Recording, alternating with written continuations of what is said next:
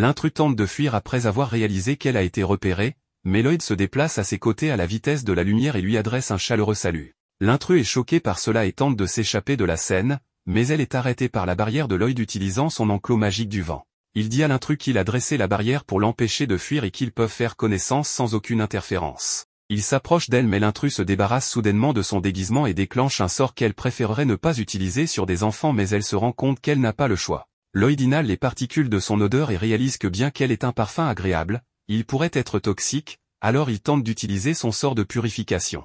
L'intrus lui dit que son sort ne fonctionnera pas et elle lance un sort de brouillard noir qui fait tomber Lloyd à genoux. Elle s'excuse encore une fois auprès de lui pour avoir été obligée d'utiliser le sort mais elle lui informe que son poison ne peut être purifié par personne. Lloyd est intrigué après avoir conclu que son sort de poison doit être inconnu car le sort de purification est connu pour fonctionner sur tous les sorts de poison connus.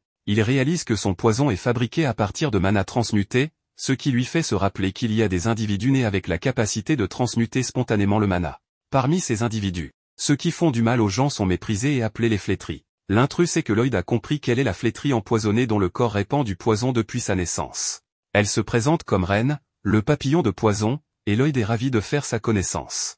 Elle se dirige négligemment vers une partie de la barrière de Lloyd et la brise de son pied. Lloyd est fasciné de voir qu'elle peut détruire sa barrière si facilement et se demande si elle l'a affaiblie avec son poison avant d'y appliquer une pression. Reine dit à Lloyd qu'il ne perdra pas la vie car il n'a absorbé qu'une petite quantité de poison, mais elle le prévient qu'il ressentira de la douleur pendant les prochains jours. Reine ramasse ses affaires et s'envole en disant au revoir à Lloyd alors qu'elle disparaît dans le ciel nocturne. Les effets du poison s'estompent et Lloyd s'assoit pour admirer le fait que Reine ait pu masquer si bien sa présence.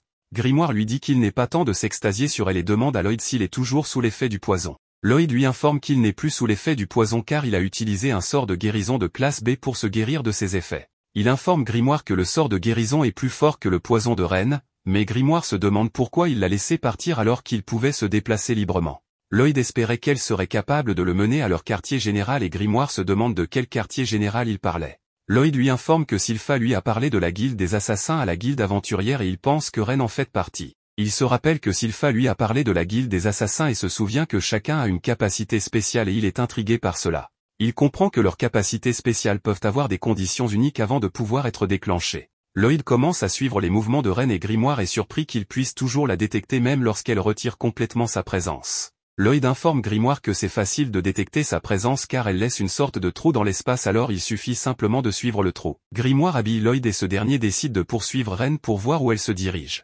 Sylpha se précipite dans la cour avec son arme sortie et Shiro la suit de près, mais ils sont tous les deux plusieurs minutes en retard car la cour est vide. Reine rend compte à son supérieur et il est déçu qu'elle ait été repérée et qu'elle ait décidé de s'échapper en laissant des témoins au lieu de les neutraliser. Elle explique qu'elle n'a été repérée que par un enfant mais elle signale qu'ils produisent en masse des épées ensorcelées dans le château. Elle comprend qu'ils se préparent à la guerre et essaie de les conseiller sur la prochaine démarche à suivre, mais son supérieur lui dit d'arrêter d'essayer d'être comme Jade, qui était leur ancien leader, car il est parti. Reine croit que Jade reviendra, mais son supérieur insiste sur le fait qu'il ne reviendra pas. L'un des assassins intervient pour leur dire d'arrêter de se quereller car ils ont été surveillés. Lloyd lève son sort de dissimulation puisqu'il a été découvert. Mais Reine est surprise de le voir car Lloyd ne devrait pas pouvoir se déplacer puisque son poison était censé encore agir. Son supérieur est surpris qu'elle pense que Lloyd n'est qu'un simple enfant, mais un autre assassin s'intéresse à Lloyd après avoir compris qu'il est responsable des épées ensorcelées. Les assassins sont conscients que Lloyd possède des capacités surpuissantes malgré ses efforts pour passer pour un enfant ordinaire, et ils lui disent qu'il ne peut pas s'échapper après avoir découvert leur guilde. Lloyd s'approche d'eux de façon décontractée et désactive sa barrière, ce qui surprend Grimoire qui se demande pourquoi il se rend vulnérable volontairement. Lloyd ne voulait pas bloquer les capacités uniques des assassins car il voulait les expérimenter de première main. Il adopte sa posture d'arts martiaux en invoquant Tao et il provoque la guilde des assassins à lui faire face avec tout ce qu'ils ont. Il dit à Grimoire de rester en dehors du combat, mais Grimoire lui conseille de dresser une barrière. Grimoire peine à terminer sa phrase avant qu'un assassin n'attaque Lloyd et que Grimoire ne devienne un dommage collatéral. Lloyd bloque l'attaque de l'assassin et utilise sa cape pour bloquer les attaques suivantes. L'assassin est surpris que la famille royale entraîne désormais les princes aux arts martiaux. Lloyd est content de pouvoir utiliser la technique de Ta pour rivaliser avec l'assassin, mais il est impressionné par la fluidité de celui-ci. L'assassin se précipite soudainement sur Lloyd et courbe sa main pour lui donner un coup de poing que Lloyd bloque au dernier moment.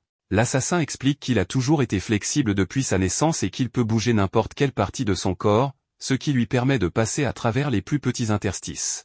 Il se présente comme Babylon, le flétri de la distorsion avec le surnom de rat géant. Lloyd réalise qu'il est unique car il n'utilise pas la magie pour obtenir ses capacités de distorsion. Un autre assassin apparaît soudainement derrière lui et dit à Lloyd de s'enfoncer. Lloyd tombe immédiatement à genoux et est surpris que son corps pèse tellement que ses genoux ne peuvent pas le porter. L'assassin supérieur présente cet assassin comme Crow, également appelé le flétri de la malédiction, dont les paroles sont naturellement imprégnées de mana, donc il doit se taire pour éviter de causer des dommages. L'assassin supérieur tente d'attaquer Lloyd mais il renforce son pouvoir pour surmonter les commandements de Crow, ce qui le surprend. Lloyd est soudainement recouvert de mucus et l'assassin supérieur se présente comme Galilea, l'araignée, le flétri du réseau, dont le corps transforme le mana en mucus. Lloyd se libère des liens et analyse leur capacité avec un sourire sur le visage. Un autre assassin l'attaque après avoir utilisé sa capacité de renforcement de force pour créer des épées temporaires. Lloyd esquive ses attaques mais elle lui enfonce l'épée dans la jambe et ça fait mal à Lloyd. Elle se présente comme Talia et dit à Lloyd qu'elle est la flétrie de la douleur, qui peut partager ses blessures avec n'importe qui. Lloyd est intéressé à connaître le secret derrière sa technique. Les assassins se rangent en ligne après s'être présentés, mais Talia se demande si Lloyd tremblera de peur et de honte, ce qui la ravit. Lloyd lui dit qu'il n'a pas le temps pour ça et avec un sourire sur son visage, il utilise un sort de guérison pour soigner sa blessure, ce qui guérit aussi Talia. Tout le monde est surpris par cela, mais Lloyd se demande si elle sera blessée s'il choisit de se blesser lui-même. Il renforce la force de sa lame et décide de tracer les capacités de Sylpha, ce qui fait que Galilea ressent les vibrations de l'épée de Sylpha venant de lui parce qu'il et Crow ont déjà combattu Sylpha. Lloyd se précipite sur eux avec un sourire dément sur son visage et ils sautent tous, se demandant quel genre de maniaque est né dans la famille royale. Babylon est confus après avoir réalisé que Lloyd est aussi un bon escrimeur parce qu'il a entendu dire qu'il est un mage. Lloyd frappe soudainement avec son épée mais après 2 coups, il réalise que Babylon a pu réduire les dégâts des épées en adoucissant son corps au moment de l'impact. Il met Babylon à terre quand même, ce qui met en colère Crow et Galilea, qui l'attaquent pour se venger. Crow essaie d'utiliser sa magie de parole pour souffler Lloyd loin mais il s'écarte et Galilea est affecté par la magie de parole à la place. Galilea met à terre Talia alors qu'il est soufflé et Lloyd décide de s'en prendre à Crow ensuite. Il se demande comment Crow va gérer son attaque quand il le frappe avec son épée. Crow essaie de dire stop mais les mots ne sortent pas de sa bouche avant que Lloyd ne le mette à terre. Lloyd sent son corps devenir plus lourd quand Crow formait le mot stop et il en conclut qu'il n'aurait peut-être pas pu bouger si Crow avait fini de dire le mot. Crow essaie de dire le mot exploser mais Lloyd ne le laisse pas finir le mot alors qu'il le frappe à nouveau avec son épée. Galilea est furieux que Lloyd ait mis à terre à la fois Crow et Babylon mais Lloyd l'ignore alors qu'il se concentre sur l'attaque de Talia. Talia le met en garde qu'il se fera mal s'il lui fait du mal parce que leurs corps sont liés, mais il lui dit qu'il aimerait vivre cette expérience. Il la frappe avec son épée, ce qui la projette contre le mur. Lloyd ressent sa douleur mais le plaisir de ses capacités surpasse la douleur qu'il ressent d'être lié à son corps. Galilea attrape les mains de Lloyd et le menace de le mettre en étranglement. Lloyd s'échappe et envoie Galilea voler contre le mur mais il remarque que Galilea amortit l'impact en utilisant ses toiles. Lloyd est intrigué par leurs capacités et il appelle Ren pour lui montrer ses capacités, mais elle ne veut pas s'approcher de lui parce qu'elle réalise qu'ils ont affaire à un psychopathe. Il décide d'aller vers elle puisqu'elle ne veut pas venir vers lui, mais Galilea lui dit que Ren ne peut pas contrôler ses pouvoirs empoisonnés, alors elle reste en dehors du combat. Lloyd réalise que personne d'entre eux ne peut contrôler leurs capacités et Galilea lui dit qu'il ne vivrait pas comme ça s'il le pouvait. Il essaie d'attaquer Lloyd à nouveau mais Lloyd esquive et l'électrocute avec de la magie. Ren attaque Lloyd pour se venger de lui avoir fait du mal à Galilea mais Lloyd dresse une barrière pour bloquer son attaque et lui dit d'arrêter car son poison fuit partout. Galilea se relève et dit à Ren qu'il se sent mieux parce que son mana devient fou. Lloyd lui informe qu'il a inscrit un sort sur son corps qui lui permettra de contrôler son mana et il est content que son sort fonctionne bien car c'est la première fois qu'il en a inscrit un sur un corps humain. Galia pleure de joie parce que sa malédiction est partie, mais Lloyd lui dit que son sort lui donne juste le contrôle sur ses capacités. Il propose d'inscrire le reste des assassins avec le sort et ils sont tous heureux que leur mana soit maintenant sous contrôle et qu'ils puissent agir comme des personnes normales. Lloyd demande à tous les assassins de lui montrer à nouveau leur pouvoir maintenant qu'ils peuvent les contrôler, mais Galilea propose plutôt de lui raconter leur histoire. Lloyd lui dit qu'il n'est pas intéressé par l'histoire, mais Galilea insiste pour lui raconter leur histoire originelle. Il raconte à Lloyd comment la guilde des assassins a été formée et à propos de Jade, leur leader, le loup des ombres qui peut se téléporter à travers l'espace. Lloyd est maintenant intéressé par l'histoire et Galilea se souvient quand Jade est revenu après une longue absence et il a ressenti pour lui car il se téléportait involontairement dans des endroits inconnus. C'est alors qu'il leur a montré une pièce avec une tête de loup et les a nommés la guilde des assassins avec la pièce de loup comme emblème. Il leur a dit qu'il ferait des travaux que la guilde des aventuriers ne pouvait pas faire et qu'il laisserait une pièce derrière eux à chaque scène pour que la guilde puisse savoir qu'il les aidait en coulisses. Il espérait qu'un jour il serait reconnu et qu'il n'aurait plus à vivre sous terre. Jade a soudainement disparu, ce qui a attristé les assassins. Galilea informe Lloyd qu'ils ont eu affaire à des problèmes que la guilde ne pouvait pas résoudre depuis lors, mais Lloyd était plus intéressé par l'aptitude de Jade. Galilea informe Lloyd que le clan Lordo se prépare à la guerre mais une lettre apparaît soudainement, attirant l'attention de tous.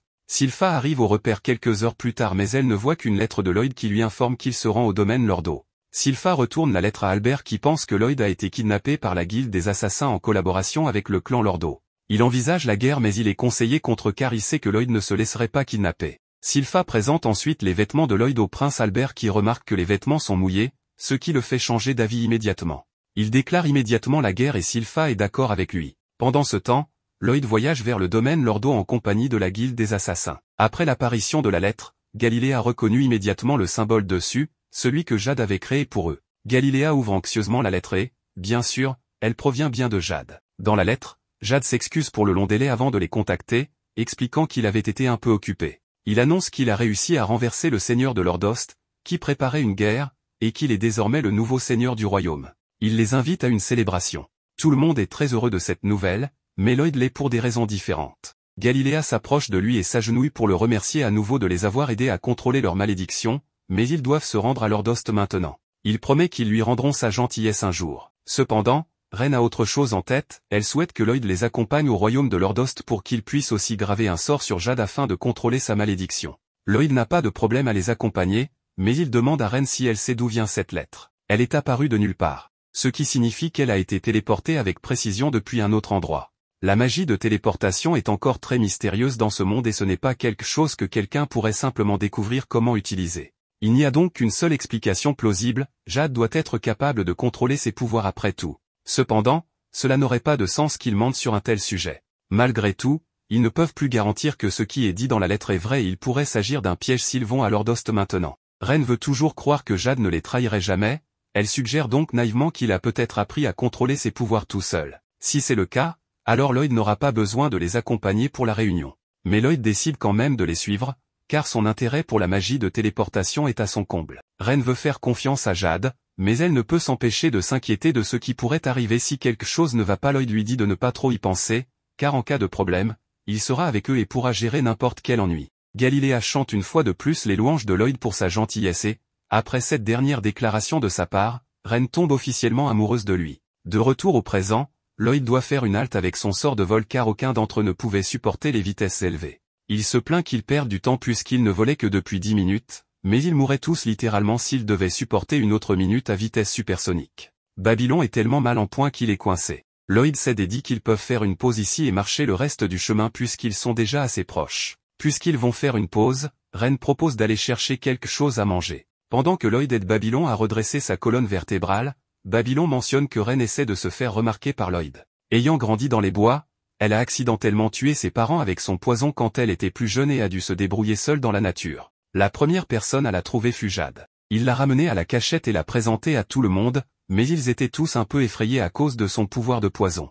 Galiléa pensait que ce n'était pas une bonne idée de l'avoir parmi eux, surtout qu'elle grondait après eux comme si elle avait la rage. Quoi qu'il en soit, Jade était déterminée à garder Ren et a commencé à la câliner, mais cela a libéré une grande quantité de son poison et il s'est effondré. Malgré cette expérience proche de la mort, Jade voulait toujours que Ren vive avec eux, il a donc demandé l'aide de tout le monde pour s'occuper d'elle. Puisqu'il insistait, ils acceptèrent tous de l'aider et Galiléa se proposa d'être son professeur, tandis que Crow et Talia confectionnaient des vêtements. C'était le moment où Ren put enfin vivre ce que c'était que d'avoir une famille. Finalement, Jade conçut un sort qu'il grava sur ses vêtements pour neutraliser son mana empoisonné, lui permettant ainsi de vivre une vie relativement normale parmi les autres. Jade agissait comme un grand frère pour elle et, après avoir entendu ce que Jade avait fait, Lloyd est vraiment intéressé à le rencontrer, ce qui en dit long, car c'est la première fois qu'il montre de l'intérêt pour une personne vivante. Finalement, Ren revient de sa chasse et prépare un repas. Malgré ses efforts, personne ne veut essayer sa nourriture apparemment dégoûtante, alors Babylon demande à Crow d'utiliser son discours de malédiction pour rendre la nourriture délicieuse.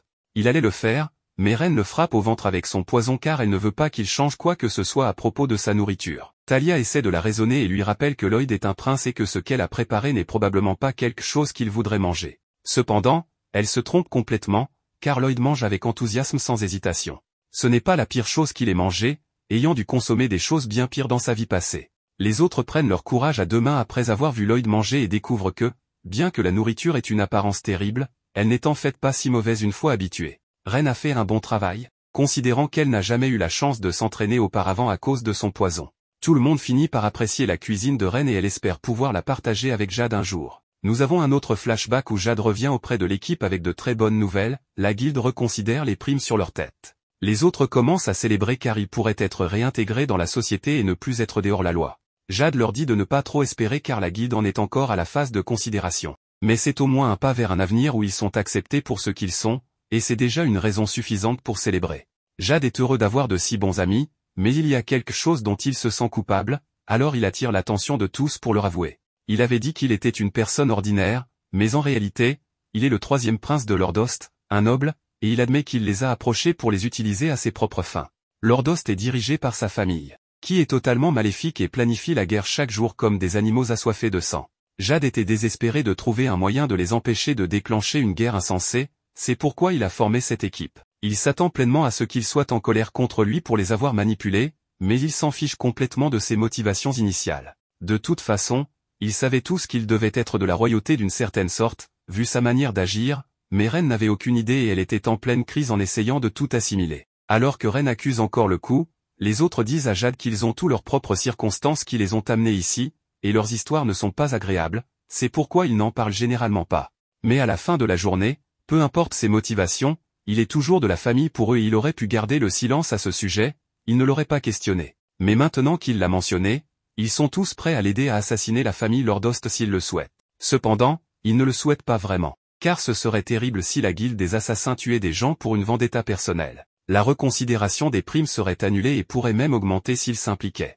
Il souhaite donc gérer la famille Lordost lui-même. Il a toujours considéré la guilde des assassins comme sa vraie famille et n'aimerait rien de plus que de rester avec eux pour toujours, mais il ne peut rester les bras croisés alors que Lordost est sur le point de déclencher une guerre. Puisqu'il va bientôt partir, il veut qu'ils fassent tous une promesse avec lui de maintenir la guilde des assassins même s'il ne revient pas vivant de Lordost. Si jamais il ne revient pas, cela signifierait qu'il est devenu le nouveau dirigeant de Lordost. Il jure qu'il fera de la région un endroit où les personnes maudites pourront vivre librement. Après avoir entendu cette histoire, même Grimoire est convaincu que Jade doit être une personne incroyable. Après avoir terminé leur repas, ils continuent leur marche vers Lordost, mais Lloyd s'endort en chemin, donc Galiléa doit le porter. Pendant qu'il marche, Ren exprime ses inquiétudes. Elle ne croit pas que Jade les trahirait, mais il est toujours possible que la famille de Lordost le manipule pour faire quelque chose de mal. Elle pense qu'il devrait laisser Lloyd se reposer ici pendant qu'ils vont vérifier la zone pour s'assurer qu'elle est sûre. Galiléa est d'accord et pose Lloyd avant de se tourner vers Grimoire pour lui demander de veiller sur Lloyd pendant leur absence.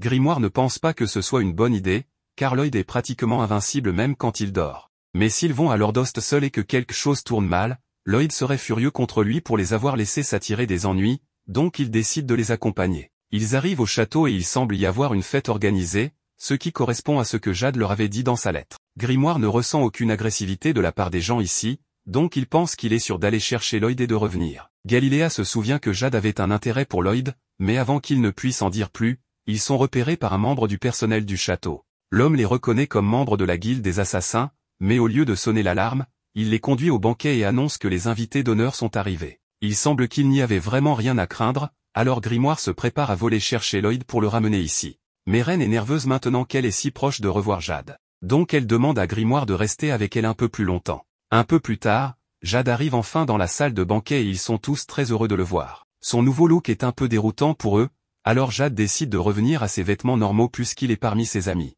Il claque des doigts et change de tenue, ce qui surprend les autres de voir qu'il a appris à contrôler complètement ses pouvoirs. Quand il lui demande comment il a réussi, il répond simplement qu'il s'est beaucoup entraîné jusqu'à y arriver. Ren s'approche enfin pour lui parler. Mais elle est tellement émue qu'elle n'arrive pas à trouver les mots pour exprimer ce qu'elle ressent. Malheureusement, Jade est fatiguée de faire semblant, donc il change l'ambiance de la salle et tous les invités deviennent hostiles. Jade utilise le discours maudit pour les clouer tous au sol et annonce à la foule qu'ils peuvent choisir parmi les personnes maudites qu'il a attirées ici. Il ne se soucie même pas de se souvenir de leur nom, mais avant que les choses ne s'aggravent, Grimoire utilise ses pouvoirs pour attaquer Jade et gagner du temps pour que les autres s'échappent. Il semble savoir ce qui se passe avec Jade, mais avant qu'il ne puisse expliquer, Jade se téléporte derrière lui et le frappe violemment.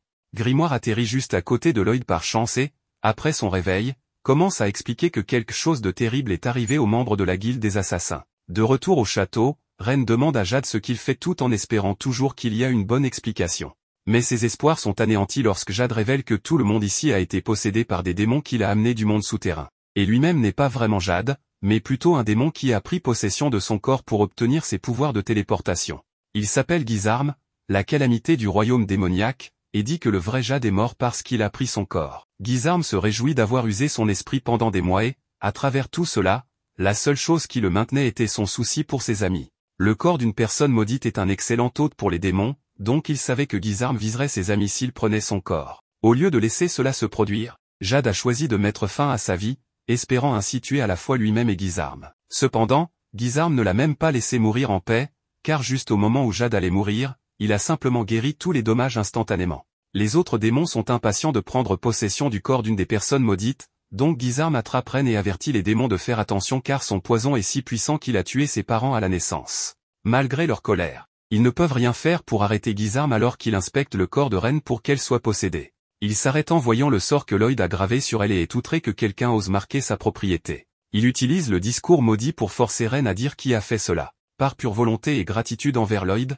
elle résiste d'abord à l'envie de trahir Lloyd, mais Guisarme continue de lui hurler au visage de dire qui lui a donné la marque. Tout à coup, des barrières se forment autour des membres de la guilde des assassins et un laser mortel frappe le sol, vaporisant tout autour. Celui qui a lancé le laser est Lloyd, et il a l'air vraiment furieux. Alors que Ren est heureux que des renforts soient arrivés, Albert et Sylpha ont tous deux du meurtre dans les yeux et sortent immédiatement après eux. Il peut y avoir une horde de démons à proximité, mais s'occuper des personnes qui ont kidnappé Lloyd passe en premier. Ainsi, Sylpha se tient au-dessus d'eux avec son épée et les interroge sur la localisation de Lloyd. Elle menace également de tuer l'un d'eux s'il reste silencieux ou commence à mentir pour une raison quelconque. À cause de cela, Galiléa commence frénétiquement à donner des réponses, disant que Lloyd se bat à l'intérieur du château du Seigneur. Albert demande en outre pourquoi Lloyd se battrait avec quelqu'un et avec qui cela pourrait être. Ren est sur le point d'expliquer tout ce qui s'est passé jusqu'à présent, mais Babylon l'arrête. Avant leur arrivée, Lloyd leur avait tous demandé de faire une promesse. Bien qu'il ne pensait pas que la situation était susceptible de se produire,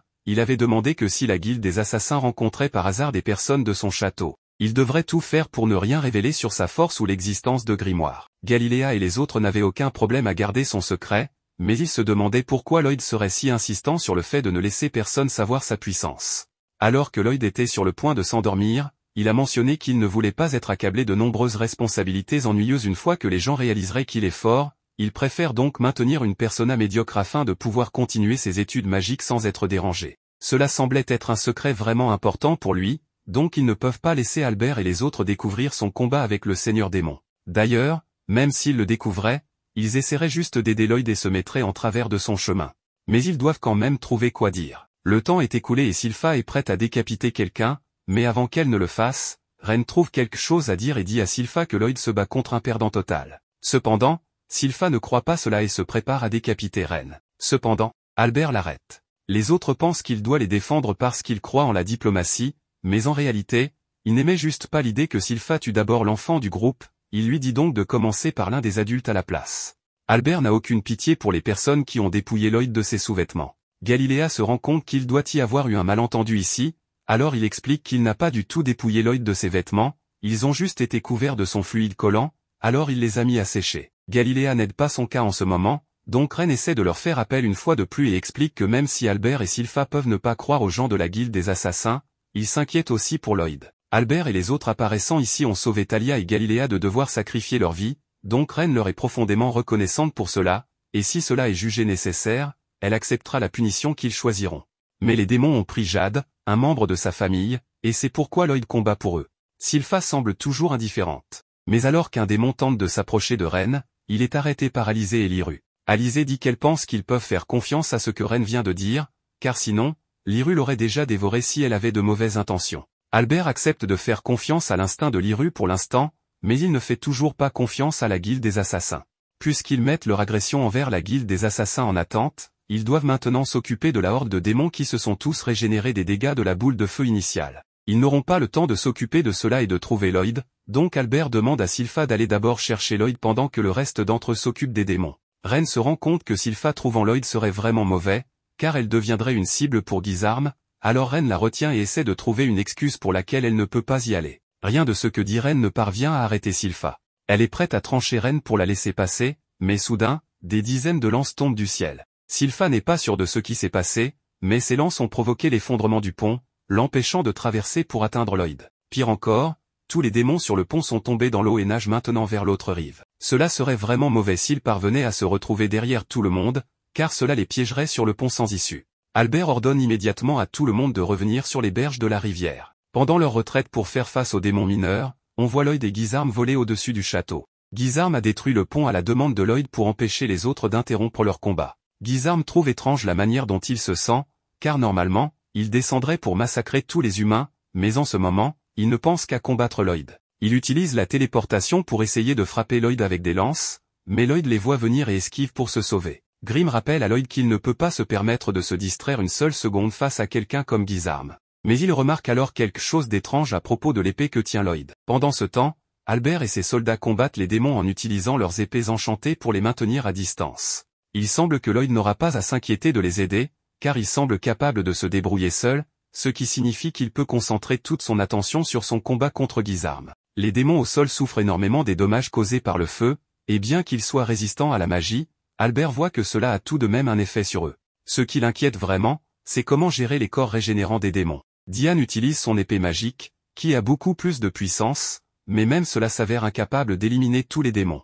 À ce rythme, ils finiront par perdre, car les épées magiques utilisent toujours la magie du porteur lorsqu'un sort est lancé, et les soldats sont déjà à bout de souffle. S'ils continuent à tirer ainsi, Sylpha et Lyru ne pourront pas s'approcher pour combattre. Albert est d'accord avec Dian et essaie de trouver un moyen de disposer les choses pour que Sylpha et Lyru puissent s'approcher, mais il réalise alors que Sylpha n'est plus là. En même temps, Sylpha se prépare à sauter du pont avec Shiro pour atteindre l'autre côté, tandis que la guilde des assassins tente de la faire changer d'avis. De toute façon, il est impossible que Shiro puisse faire un tel saut, mais dans son esprit de chien, il ferait tout pour revoir Lloyd. Shiro ne va pas très loin avant de finir dans la rivière, mais après avoir vu le chien géant échouer à sauter, Sylpha a toujours l'intention de tenter le saut elle-même. Cependant, avant qu'elle ne puisse le faire, le démon remonte sur le pont et l'attaque. Sylpha parvient à contrer l'attaque surprise avec ses épées, et le démon la félicite pour son habileté, mais il a de mauvaises nouvelles pour elle, tandis que les autres démons peuvent être de 10e classe, lui est en réalité un démon de 8e classe et en plus de cela,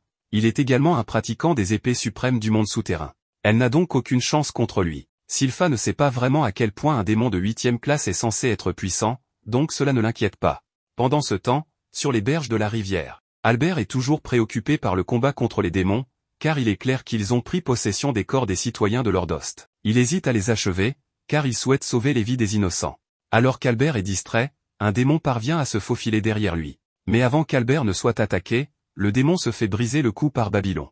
Albert apprécie que Babylon lui ait sauvé la vie, mais il est un peu secoué par le manque d'hésitation de Babylon à prendre la vie de cette personne. Le démon peine à se régénérer. Et Babylon dit à Albert qu'il est un gars sympa, un peu comme Jade l'était. Il veut qu'Albert sache que, même s'il est un assassin, il ne prend pas la vie à la légère. La raison pour laquelle il n'a pas hésité est que les personnes possédées par les démons ne sont pas récupérables. Si c'est comme ce que Guisarme a fait à Jade, alors leurs esprits sont déjà perdus, et il ne reste plus qu'à s'assurer que les démons qui ont causé cela meurent aussi. Albert apprécie ses conseils et trouve la détermination de faire ce qui doit être fait. Il s'approche des citoyens de Lordost qui ont été possédés et s'excuse de ne pas avoir pu empêcher cela de leur arriver, mais il va venger leur mort et lancer une pluie d'inferno sur les démons. Il ordonne à ses hommes de ne montrer aucune pitié non plus, car ils se battent pour venger leurs voisins déjà tombés. Pendant ce temps, sur le pont, Sylpha est toujours engagé dans un combat avec le démon, et leur affrontement semble être équilibré, aucun de leurs styles d'épée ne prenant vraiment le dessus.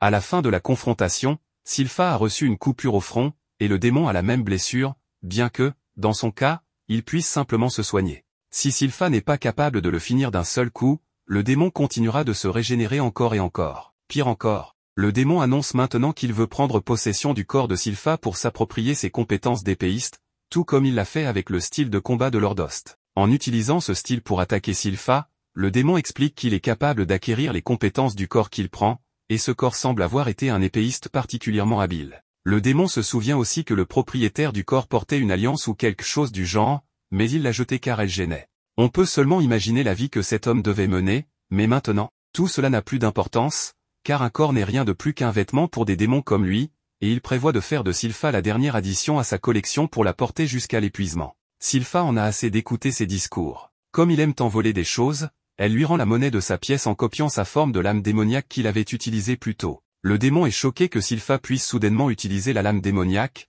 mais elle l'a simplement apprise en le regardant. Elle se moque de lui pour ne pas être capable de copier une technique sans utiliser le corps d'un humain. Elle appelle alors Shiro, qui a réussi à remonter sur le pont. Cependant, le démon ne pense pas qu'un chien géant puisse aider Sylpha à remporter la victoire. Shiro n'est pas là pour combattre, mais pour servir de réserve d'armes à Sylpha. Après quelques recherches, elle trouve l'épée que Lloyd avait faite pour elle. Lloyd n'y avait pas ajouté de sort tape à l'œil, mais avait veillé à ce que l'épée soit aussi forte et flexible que possible pour que Sylpha puisse utiliser toute sa puissance pour trancher un démon. Les démons peuvent être des entités psychiques, mais ils ont besoin de corps physiques pour agir, qu'ils construisent eux-mêmes ou prennent possession d'un autre corps. En prenant possession d'un corps, les dégâts subis par ce corps sont ressentis par le démon, donc une blessure mortelle suffirait à en vaincre un. Le problème est qu'un corps contrôlé par un démon nécessite une quantité considérable de dégâts pour être tué, et même ces dégâts peuvent se régénérer instantanément s'ils ne sont pas immédiatement fatals. Il faut donc frapper le démon avec une attaque unique et vraiment puissante. Elle demande à Lloyd pourquoi il a choisi spécifiquement des enchantements de force et de flexibilité pour elle. Lloyd explique que chaque fois qu'il la voit manier son épée, il a l'impression qu'elle se retient, pensant peut-être que son épée pourrait se briser en plein coup. Sylpha était incroyablement heureuse que Lloyd fasse autant attention à elle, et elle promet de chérir cette épée et de bien l'utiliser. Elle voulait initialement la nommer d'après Lloyd, mais elle pensait que ce serait plus approprié de la nommer en souvenir de son échec récent contre Pazuzu. Elle jure de ne plus jamais décevoir Lloyd comme elle l'a fait ce jour-là, c'est pourquoi l'épée sera nommée la tueuse de démons. Le démon se moque d'elle pour avoir donné à son épée un nom si fantastique, affirmant que, de toute façon, elle et tout le pays vont perdre face à lui. Le futur sera une attaque cauchemardesque sans autre raison que l'amusement des démons. Le plan avait initialement été concocté pour faire sortir Jade de sa cachette. Une fois que les démons ont pris possession de ses corps, ils ont commencé à susciter des menaces de guerre pour que Jade soit forcée de revenir chez lui pour l'arrêter. La guilde des assassins est furieuse que les démons soient derrière tout cela depuis le début et ait utilisé la haine de la guerre de Jade contre lui. Ren charge en avant dans une furie aveugle, bien qu'elle ne ferait que gêner, donc Sylpha l'assomme et dit qu'ils n'ont pas à s'inquiéter, car les plans des démons ne se réaliseront pas. Le démon est toujours confiant de sa supériorité et prévoit de finir cela avec la technique ultime de sa forme de lame démoniaque. Cependant, avant qu'il puisse le faire, Sylpha l'a déjà tranché avec une efficacité parfaite. Dans un flashback, nous voyons comment les derniers instants de Jade et de comment Guisarme s'est emparé de son corps en clamant haut et fort qu'il a gagné face à Jade, mais celui-ci lui dit qu'il a déjà perdu. Après s'être emparé de son corps, il se demande ce dont Jade fait allusion lorsqu'il a dit qu'il a perdu mais ne trouve pas de réponse à sa question car les pouvoirs de Jade fonctionnent et il peut l'utiliser sans problème. De retour au présent, Sylpha s'approche du démon et s'agenouille gracieusement devant son corps. Elle dit qu'avant que son corps ne soit possédé par un démon, il devait être un guerrier et un épéiste respecté, et qu'elle aurait aimé croiser le fer avec lui. Les assassins rendent également hommage, et Sylpha remarque que Ren pleure à chaudes larmes. Elle lui demande si elle connaissait l'homme, et Ren répond que non, mais qu'elle se sent désolée pour lui. Sylpha se relève et dépoussière ses vêtements, disant à Ren et aux autres qu'ils ne sont pas faits pour être des assassins. À ce moment-là, Galilea et Crow réalisent que Sylpha est l'aventurière légendaire qu'ils ont affrontée une fois. Soudain, une explosion retentit derrière eux. Et l'instant d'après, toute la zone est remplie de vapeur à haute température. Sylpha est confuse, mais les assassins peuvent à peine voir que toute la rivière semble s'être évaporée. Soudain, Ren réalise que Lloyd doit être impliqué dans cela, et elle ne peut que s'inquiéter pour lui. Quelques minutes plus tôt, alors que Lloyd volait dans les airs, Guisarme avait envoyé des disques faits de ses lances d'énergie noire à sa poursuite. Lloyd les esquivait en volant près de la rivière, mais sentait qu'il devait trouver une autre stratégie pour les affronter. Les disques lances le poursuivaient en détruisant les barrières qu'il laissait derrière lui. Entre-temps, il tirait également des lances dans sa direction de manière aléatoire, forçant Lloyd à créer plus de diversion pour les esquiver. Les lances perçaient les barrières normales avec facilité, mais Lloyd utilisait une barrière de haute résistance autour de lui pour les arrêter. Cependant, juste au moment où il pensait être en sécurité, un ruban magique enveloppant une lance commençait à se défaire et à pénétrer à l'intérieur de la barrière. Lloyd réalisait qu'il s'agissait du discours maudit de Guisarme, qu'il avait réussi à modifier pour mieux le contrôler. Il était forcé de s'échapper de sa barrière de haute résistance, car elle ne pouvait arrêter le discours maudit. Lloyd pensait que bien que se faire toucher par le discours maudit signifiait une mort instantanée, celui-ci se déplaçait assez lentement par rapport aux lances. Mais comme Guisarme les utilisait en combinaison de manière très habile, faire face à ces attaques constantes s'avérait difficile. Alors que Lloyd réfléchissait à cela, des cercles magiques de téléportation apparaissaient autour de lui, et il devait rapidement s'écarter, car les lances noires apparaissaient instantanément à ces endroits, une manœuvre que Guisarme avait nommée loup de l'ombre. Lloyd s'envole du site, toujours troublé par le loup de l'ombre, la menace la plus problématique à laquelle il doit faire face. Ce sort le force à se déplacer constamment à grande vitesse, sachant que s'il ralentit ne serait-ce que 2 secondes, Guisarme le clouera sur place et son attaque l'atteindra. De plus, Guisarme, étant un démon, possède une quantité infinie de mana et peut lancer une attaque sans relâche jusqu'à ce que son ennemi soit épuisé. Cela irrite Lloyd, qui décide alors de passer à l'offensive. Il utilise sa technique de double incantation pour lancer un sort puissant en moins de 2 secondes, créant un gigantesque golem de flammes qui fonce vers Guisarme avec un coup de poing. Guisarme, amusé, sait que l'attaque ne le tuera pas mais ne veut pas que ses vêtements brûlent, il se téléporte donc simplement pour l'éviter. Le golem de feu frappe la rivière en dessous, évaporant rapidement toute l'eau et couvrant le château de vapeur. Cependant, Lloyd se demande si c'était la bonne décision car maintenant, il ne peut plus rien voir. Il utilise ses techniques de ki pour localiser Guisarme et découvre qu'il n'est pas loin, mais qu'il ne bouge pas. Lloyd réfléchit à sa prochaine action, mais Grimm, paniqué, lui dit de bouger rapidement ou Guisarme l'atteindra avec le loup de l'ombre. Lloyd acquiesce et s'envole, cherchant un moyen d'empêcher son ennemi d'utiliser le loup de l'ombre. Soudain, une question lui vient à l'esprit, pourquoi Guisarme ne l'a-t-il pas attaqué plus tôt lorsqu'il était immobile dans la vapeur? Cela le fait se demander comment Guisarme le localise exactement. Lloyd se souvient que Guisarme a envoyé une lettre à la base des assassins en disant à ses subordonnés que s'ils se cachaient, ils ne pourraient pas les trouver. Lloyd comprend que Guisarme doit être capable de voir l'endroit où il veut se téléporter, et il s'arrête soudainement. Il croit pouvoir tirer parti de la vapeur et dit à Grimm de se taire pendant qu'ils suivent le démon. Guisarme marche au sol, incapable de voir quoi que ce soit. Il pense que c'était une astuce intelligente de Lloyd d'évaporer la rivière, mais il suffit d'attendre que la vapeur se dissipe. Cependant, Lloyd s'est déjà positionné derrière lui et charge à pleine vitesse. Guisarme le remarque, mais avant de pouvoir faire quoi que ce soit, Lloyd utilise son plan secret et invoque une armée de clones créés avec de la magie de la Terre. Guisarme ne peut pas distinguer lequel est le vrai, alors il se laisse intentionnellement toucher. Tous les clones l'attaquent en même temps. Mais Guisarme réalise lequel l'a frappé avec une vraie lame et devine qu'il s'agit du vrai Lloyd. Il le poignarde simplement avec les lances noires et l'envoie au loin. Sa blessure guérit rapidement et il sourit en disant que les attaques physiques sur lui sont inutiles car il peut se régénérer instantanément, même si son cerveau ou son cœur sont écrasés. Il se relève, écrasant les clones de Lloyd avec ses mains nues et ajoute qu'il peut également durcir son corps pour prévenir tout dommage physique. Il a laissé Lloyd le frapper exprès pour identifier le vrai. Il termine son discours maléfique et rit, mais les clones de Lloyd l'entourent toujours de tous côtés. Guisarme se demande quand ils vont disparaître, quand soudain il remarque que le corps qu'il a attaqué plus tôt était également un clone. Guisarme est surpris en réalisant que Lloyd avait donné la véritable épée à un clone. Il tente de localiser le véritable Lloyd, pensant qu'il pourrait être en train de voler au-dessus de lui, mais soudain une puissante attaque de flamme le frappe depuis un angle mort. Le véritable Lloyd se cachait parmi les clonés. Après avoir frappé Guisarme une fois, il fait rapidement bouger ses clones et les mélange pour cacher sa position. Il crée d'autres clones à partir de la Terre, capables de parler pour confondre encore plus leur ennemi. Cependant, Guisarme se régénère rapidement des dommages causés par l'attaque de feu. Il claque des doigts et téléporte une nouvelle tenue sur son corps. Il peut utiliser sa capacité à téléporter des objets s'il connaît leur emplacement exact, même s'il ne peut pas les voir. Mais maintenant qu'il ne sait pas quel Lloyd est le vrai, sa plus grande technique, le loup de l'ombre, est inutile. Il décide alors de tout détruire d'un coup. Il crée des centaines de lances noires au-dessus de lui et les tire dans toutes les directions, détruisant les clones. L'une des lances est arrêtée par une barrière, et Guisarme réalise immédiatement que c'est le véritable Lloyd. Il se téléporte derrière lui et écrase sa tête, mais il s'avère que ce n'était qu'un clone. Guisarme, intrigué, continue son assaut, détruisant la plupart des clones tout en réfléchissant à la manière de faire sortir le véritable Lloyd. Il commence soudainement à rire, disant que se battre contre ce garçon humain est bien plus intéressant que de combattre une armée entière de démons. Les clones continuent de l'attaquer, et il continue de les neutraliser, tandis que le véritable Lloyd s'approche discrètement en utilisant un sort d'invisibilité. Une lance noire passe dangereusement près de lui et lui rafle la joue, mais Lloyd continue d'avancer sans broncher. Grimoire panique parce que Lloyd n'a pas mis en place une barrière autour de lui et se dirige directement vers Guisarme au milieu de cette tempête de mort. Il se demande ce qui peut valoir un tel risque lorsqu'il remarque son épée magique. Plus tôt, Lloyd avait dit à Grimoire qu'il avait nommé l'épée Absorbe Magie. Avec cette épée, Lloyd peut absorber n'importe quel sort et gagner du mana supplémentaire, ou analyser facilement sa structure. Il pensait pouvoir étudier la magie plus efficacement en l'utilisant, et elle s'avère encore plus utile qu'il ne l'avait imaginé. Lloyd tranche à travers le cercle magique de téléportation, tout en restant caché de Guisarme. L'épée commence à décoder le sort de téléportation et il se retrouve soudainement dans un espace rempli de symboles magiques. Il appelle Jade, demandant s'il est toujours là, et lui dit que Ren et les autres sont ici et qu'il veut aussi être son ami. Soudain, les ténèbres autour de lui se dissipent et Lloyd voit un espace lumineux devant lui qui supprime les symboles magiques sombres en petites poches.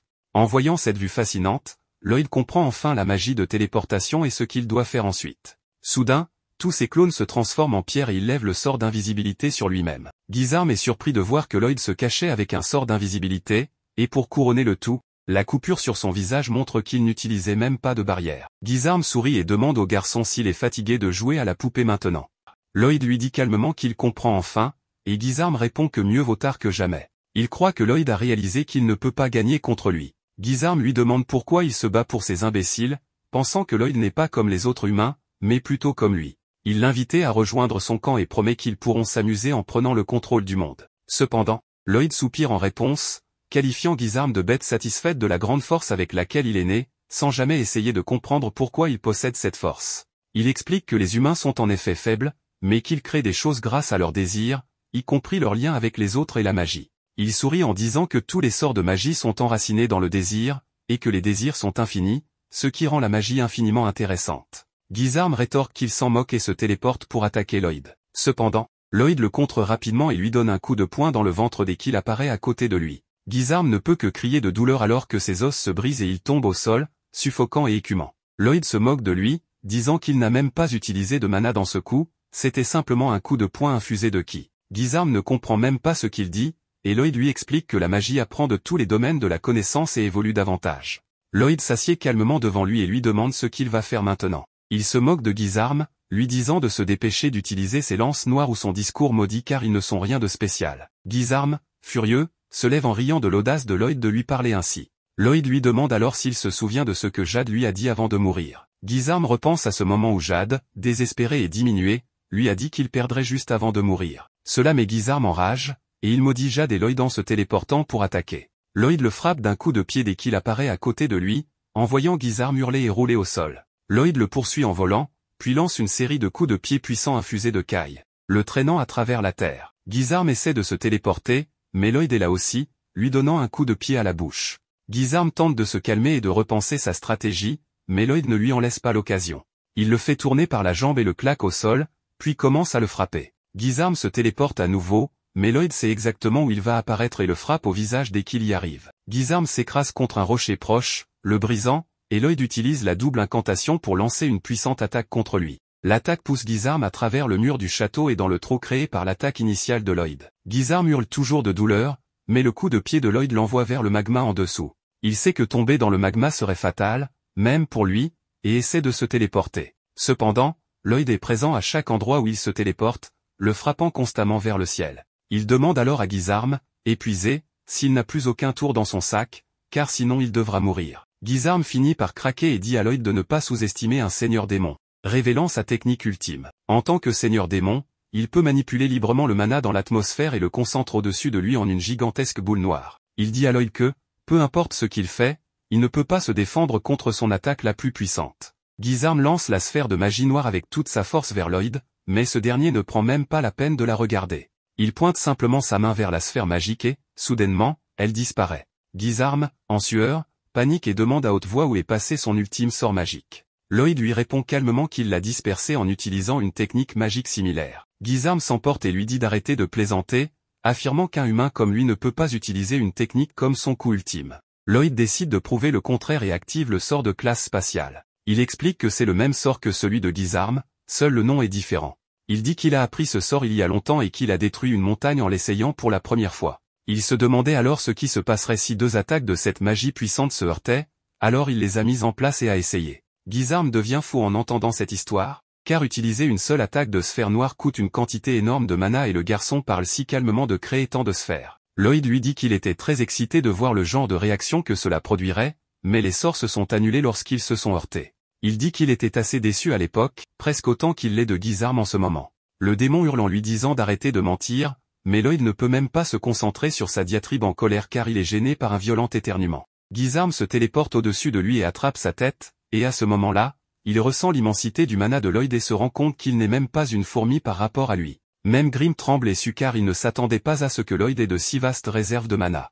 Lloyd demande froidement à Guisarme s'il mourra s'il est frappé par le sort ultime. Il crée plusieurs sorts magiques tout autour d'eux qui commencent lentement à flotter vers Guisarme. Ce dernier est terrifié et ne peut que se téléporter. Mais les attaques le suivent et lui infligent de terribles dégâts. Pendant ce temps, Albert et Dian ont du mal à voir l'ennemi dans le brouillard épais, mais les démons semblent avoir leurs propres problèmes. Leur corps semble trop lourd et faible, et Sylpha, Shiro et Luru en profitent pour les abattre. Sylpha remarque que les démons bougent trop lentement, même en tenant compte de la faible visibilité.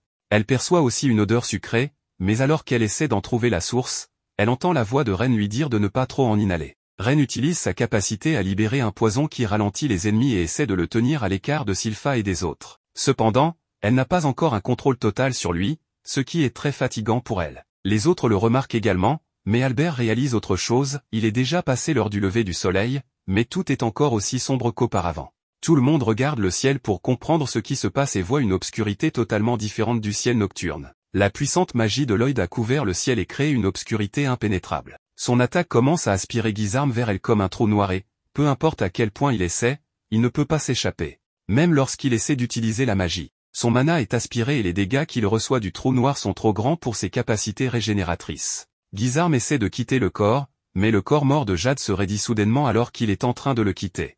Guisarme est forcé de retourner dans le corps après que les dents serrées de Jade l'arrêtent, et il décide d'utiliser une autre astuce pour s'échapper. Il prétend être Jade et dit à Lloyd de le sauver car son attaque a tué le démon à l'intérieur de son corps. Lloyd sait qu'il ment, alors il envoie une autre sphère magique vers lui. Et Guisarme ne peut que crier et maudire Lloyd et les amis de Jade alors que son corps est réduit en poussière. Lloyd écrase Guisarme entre les deux attaques magiques qui se heurtent et disparaissent. Avec cela, il rétracte sa magie intense et l'obscurité qui enveloppait tout disparaît. L'âme de Jade apparaît derrière Lloyd et lui adresse un dernier message qui fait pleurer Ren. Jade disparaît avec un sourire sur le visage.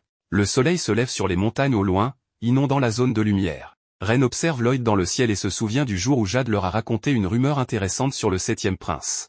Il leur avait dit que l'accident survenu au palais le jour de la naissance du prince avait été causé par un sort magique lancé juste après sa naissance. Ses amis n'y avaient pas vraiment cru, mais Jade trouvait que c'était une histoire cool. Ils voulaient croire qu'il existait un magicien génial et puissant capable de guérir leurs malédictions et de les sortir des ténèbres. Galiléa et Jade s'étaient disputés à propos de ces illusions optimistes, et Ren ne pouvait que rire. Dans le présent, elle ne peut que pleurer en se souvenant de ce jour. Plus tard, Lloyd et Grimoire érigent un mémorial pour rendre hommage à Jade. Grimoire dit à Lloyd qu'il est impressionnant qu'il ait réussi à lancer une attaque avec la sphère sur Guisarme, étant donné la lenteur de cette attaque. Lloyd répond que c'est grâce à la compréhension du sort du loup de l'ombre qu'il a pu prévoir où Guisarme se déplacerait et le toucher. Cependant, il admet que Guisarme était un ennemi incroyablement fort et que tenter de comprendre la magie de téléportation en plein combat était risqué et imprudent. Lloyd explique qu'il devait de toute façon comprendre pour gagner la bataille et qu'il ne serait pas satisfait même s'il avait gagné sans le faire. Il ne mérite pas beaucoup de crédit pour avoir déchiffré le sort car Jade l'avait magnifiquement préparé pour lui. Lloyd croit que Jade avait résolu le sort complexe avant sa mort et laissé un message pour celui qui affronterait Guisarme après lui. Lloyd dit que ce n'est pas lui qui a gagné le combat, mais Jade. Ren, caché derrière un arbre, éclate en larmes en entendant cela. Lloyd essaie alors de redresser la croix sur le mémorial de Jade, et Ren décide de lui exprimer sa gratitude. Cependant, avant qu'elle ne puisse le faire, Albert arrive. Albert demande à Lloyd à propos de la tombe, et Lloyd panique en essayant de répondre. Albert sait déjà que c'est la tombe de Jade, l'ancien chef de la guilde des assassins et le véritable souverain de l'Ordo.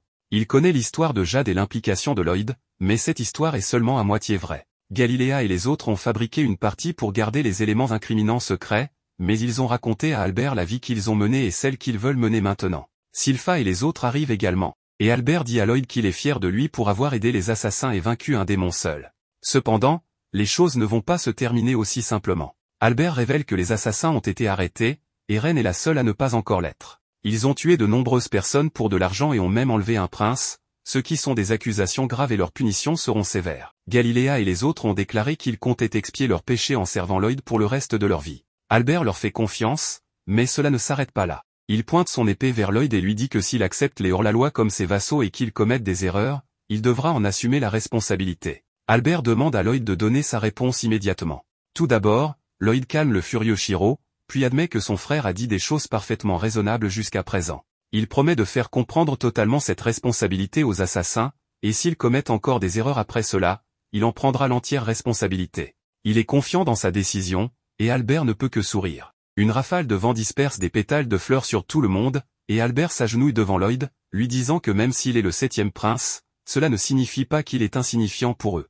Il ébouriffe les cheveux de Lloyd après cela et commence à le câliner quand soudain quelqu'un accourt dans leur direction. C'est Tao qui a entendu que Lloyd était en danger, alors elle est venue en courant pour l'aider. Cependant, lorsqu'elle réalise que le spectacle est déjà terminé, elle devient trop embarrassée et commence à s'enfuir. Albert essaie de l'arrêter parce qu'il doit encore la remercier pour l'autre jour, et il entraîne Sylpha et les autres pour arrêter la fille. Lloyd se retrouve seul avec Grimoire qui dit qu'il est vraiment tendre, cependant Lloyd répond que c'est seulement parce que les assassins ont des pouvoirs magiques qu'il veut absolument étudier. Peu après, Sylpha capture également Tao et localise Ren. Galiléa et les autres sont également libérés des cordes et on leur dit que Lloyd les a acceptés comme ses subordonnés.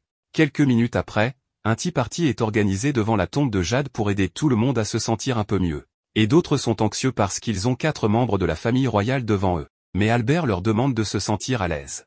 Tao en profite pour commander Sylpha, qui lui lance du thé et ils commencent à se battre. Pendant ce temps, Albert offre du bon vin aux assassins nerveux. Galiléa lui dit que Jade aimait être bruyante et voyante, alors il prévoit de lui faire des adieux comme ça, mais la présence de la royauté les fait hésiter. Albert leur dit d'aller de l'avant et de faire comme bon leur semble, car il veut aussi dire au revoir à Jade correctement. Les assassins saisissent cette chance et Albert est déjà stupéfait. Le corbeau ivre enlace la tombe de Jade et pleure, et Tao fait de même en souhaitant avoir rencontré le bel homme juste une fois avant sa mort. Pendant ce temps, Talia essaie de séduire Albert mais il est un mâle Sigma qui ne tombe pas pour n'importe qui. Talia reste simplement près de lui et utilise son pouvoir pour partager son état d'ivresse avec lui, et Albert devient joyeux.